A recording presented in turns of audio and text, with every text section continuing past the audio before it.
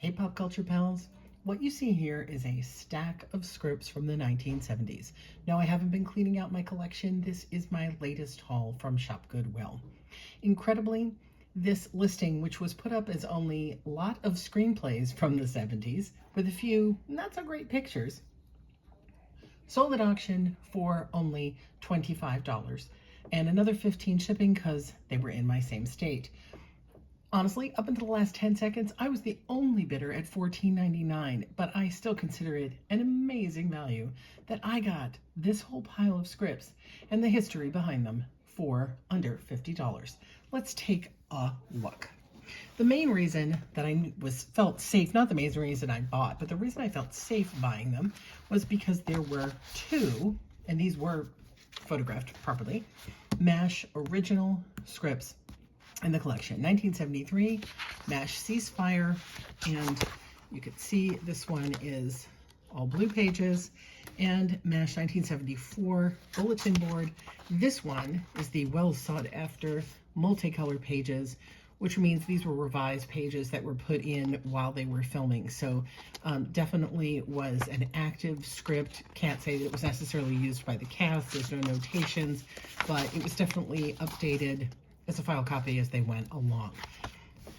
MASH scripts, originals like these, sell anywhere from the $50 to $100 range, depending on the title and how rare the particular title is or how sought after it is.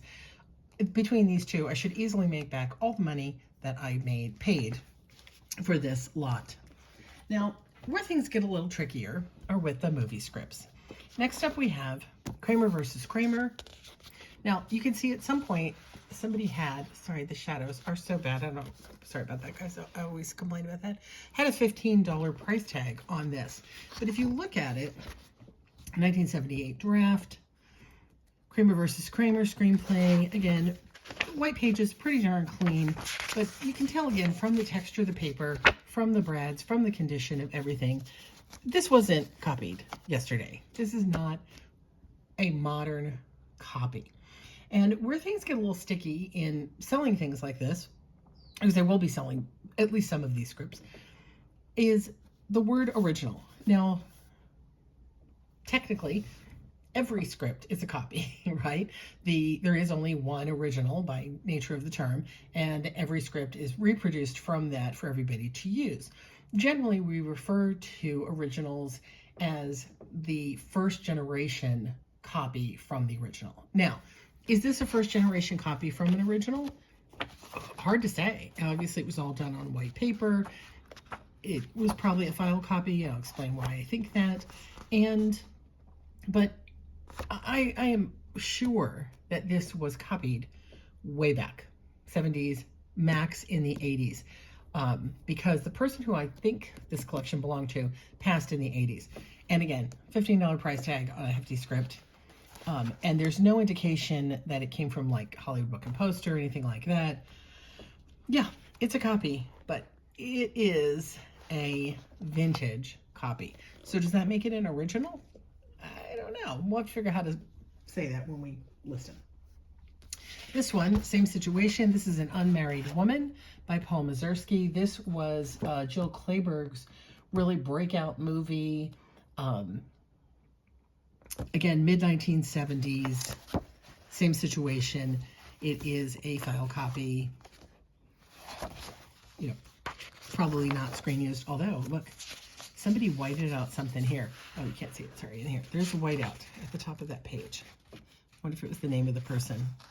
If I look at it from the other side, it might be the name of the person the script belonged to originally. We'll play with that a little bit. This paper is the extremely thin, almost plasticky sort of paper that was very popular back in the day. And when you look at the typing too, it almost looks typed. This is, again, undoubtedly a very early copy, probably from the era. This cover also is not the plain cover of the other one. Notice it doesn't say anything on the front. It's textured. Everything I have original from the 70s has this feel to it. I would, again, call this an original script. This one, on the other hand, is for sure what we would call a copy. So this was just a bunch of pages in an envelope. The envelope says, Art Garcia, oh gosh, the light, and John for questions, made me start to wonder if the person who owned all of these was teaching screenwriting and was using these examples. The TV scripts in particular lead us down a different direction. I'm going to flip some things around in a minute. I meant to show you these in a different order. Anyway, this is apparently a film called Ryan, Brian, and Sam. I can find absolutely nothing about it. It is a very typical 70s story about a soldier who is finished from the army. He's a Marine, I guess, actually. And he's probably leaving Vietnam, comes home to find out that he has a son who is a juvenile delinquent. He's run away from home a number of times from his foster homes. Apparently he's been living in various government shelters. And he comes back, wants to reunite, well, not reunite because he's never met him before, but he wants to become a father to this boy and raise him. And that's the story. I didn't read the whole script, but I cannot find anything in regard to that, who wrote it, what it is. Yeah. Let me move some things around here and show you where a little history lesson. So these two scripts, The Beautiful Woman and Afternoon of a Divorce, these are obviously put together differently. They are with the typical binding covers that you would have bought at a office supply store, with this old school binding again that office supply people used. It's got this funky pasted in piece there. And then here we go. The Afternoon of the Divorce, an original screenplay by Howard Rodman. Now, if you look at the bottom, let me see if I can get it up close enough for you. See there, copyright Howard Rodman, 1972. He typed it in 71. This is a rubber stamp. So what I get from this, and the fact that this is also a Howard Rodman with the same stamp, copyright, a piece of plastic on that one, is that I believe that these scripts came from the estate of Howard Rodman. Mostly for two reasons. Mostly because this and the other one, I believe, are unproduced scripts. As you can see, there's no notes about... there's no production company, there's no draft notices other than the fact that it's just the original typing. We'll see that more in the other scripts. This is a screenwriter's first copy that he made and then used to submit to studios or send to the Writers Guild to get his copyright on it. And because there's two of them in here, I would absolutely bet that these belong to Rodman. Now, you probably don't recognize the name, but Howard Rodman was a television writer in the 70s. He was the creator of Naked City, hugely popular show, and several other programs. He did some great TV movie of the weeks. He definitely worked as a story editor and writer on a lot of shows through the early 70s. His son, if you look, so he would become Howard Rodman Sr. Howard A. Rodman, who is his son, was then, after the 80s, a member, I don't know if he is now, I didn't see, was head of the Writers Guild and a professor of screenwriting for USC. And he wrote an article online that you can find about how his father was practically driven into the ground as one of only two writers, he and Sterling Silliphant, another very popular writer at the time, that the two of them were tasked with writing every episode of Naked City under strict deadlines, not in writers' rooms. This is back in the day where writers worked at home by themselves or with a partner. They did not traditionally come into the studio. There wasn't, like we have now, a big room of people working together. Freelancing was all the rage. And Howard Rodman Jr.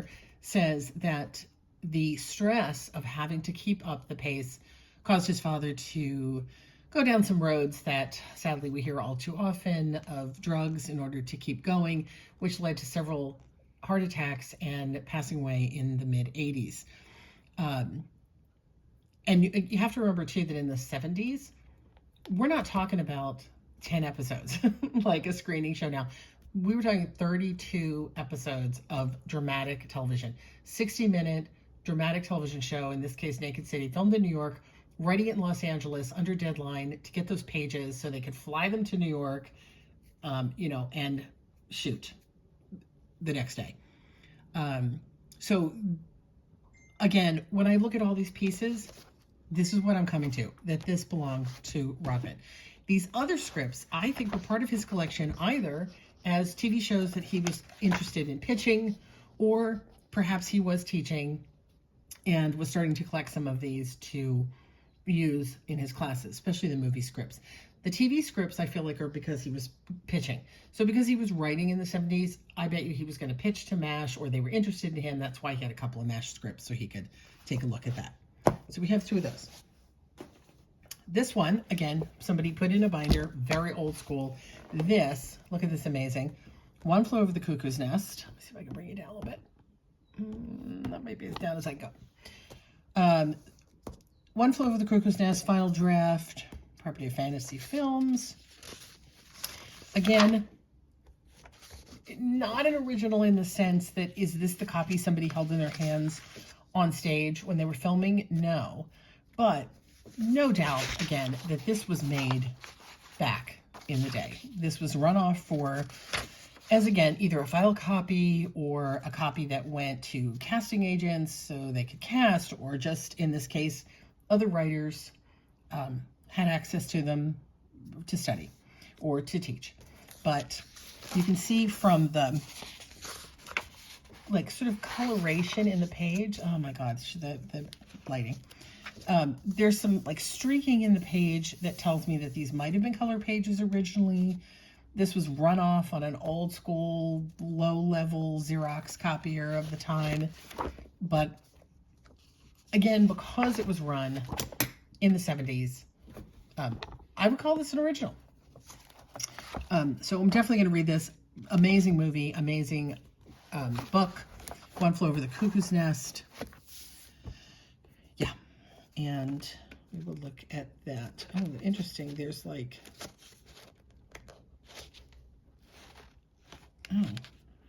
oh, interesting. Okay, hang on. Look, we just found in the back here. Barbara's Place. You can't see it. Oh, you're not going to be able to see it. Try it this way. Barbara's Place, script specialist, typing and duplicating. So again, if you think about it, back in the day, especially going back into the early days of movies, scripts had to be hand typed individually, one by one. There was no Xeroxing at the time. So this was originally hand typed and apparently copied by Barbara. The fact that that's still attached also tells me that this is definitely original from the time, and it was a legal copy, if you will. Somebody at the studio knew this was being reproduced to give to, in this case, I think, Mr. Rodman. And again, if you think I'm full of it and all these things, or you think I'm completely detectiving the wrong way, feel free to let me know. Hang on to that one for a second. This is the reason, this was the actual reason that I bought the set. All they showed was this very top here, the Exorcist screenplay. And it's really funny. It's a Warner Brothers, return to Warner Brothers story library, which someone clearly didn't. New York retyped version. And then down here we have the list of people who each got a copy of the script. In this case, John Osteen got it. It came from Charles Greenlaw, who was a production supervisor at Warner Brothers. And this was sent out, or not, in the 70s. This version of the script is around. It floats around. You find it online and all of that. But once again, this was copied back then. You know, I wonder, let's see if this one has that. This came from Warner Brothers, so I think it's different. No, it does have this really interesting back piece with an appendix of exorcism, prayer, mumbo jumbo, whatever you want to say, in the back to help with Marin if he needed more exorcism-y talk. I also swear these last two lines are wrong. It ends with, I thought the movie ends with, this is the start of a beautiful friendship, but it does say, you look a little bit like Bogart, and Kinderman says, you noticed, which I didn't think was in the movie, but I could be wrong. I should know. My husband is a huge Exorcist fan. So when I saw that this was in the pack, I figured, I got to get it. Now, when I saw it again, I had no idea whether this was just a recent duplicate that you could have gotten, again, Hollywood Book and Poster. We used to buy a lot of duplicate scripts from them. Planet Hollywood, no, not Go Planet Hollywood, Script City and other places that sold discounts. At some point, somebody did sell this script for $15. So again, maybe Mr. Rodman bought this to read from some script reseller, but definitely back in the day. Same situation with this one. This is Apocalypse Now. Same old Brads. This is a really old version of a copy. This originally belonged to Todd Dorham. I don't know who that is. Sorry, I didn't look that up yet. And Coppola Cinema. You can see the lots of artifacts, should we call it, in the pages when this was copied. But again, copied on this really slick, thin paper that you would have gotten in the 70s. So yeah, again, funky copy. The real gem, which I did not know was going to be in this pack, is this. And of course, the light's getting even worse. This is a Gunsmoke, 1974, definitely original, pink pages, original script from CBS. Again, my theory of all of this is that it was, that Mr. Rodman was probably pitching Gunsmoke, or they wanted him to pitch. So this was a copy for him to see.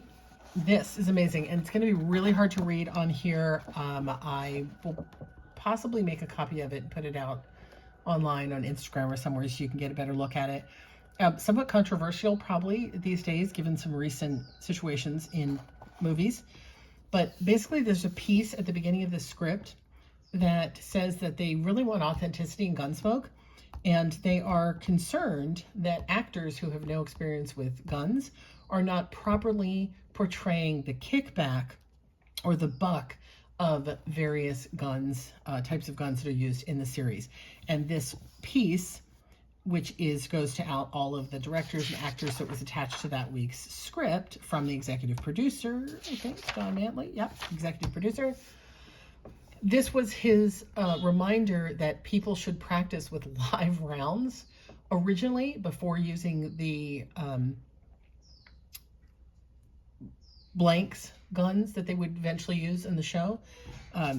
But yeah, very interesting.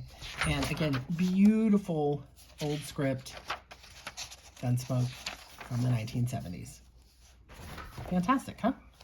So this could be a several $100 script, especially with that little piece on the front. It's got a little damage on the side, but hey, this was obviously, handed to somebody who worked on the show, who needed to have this information.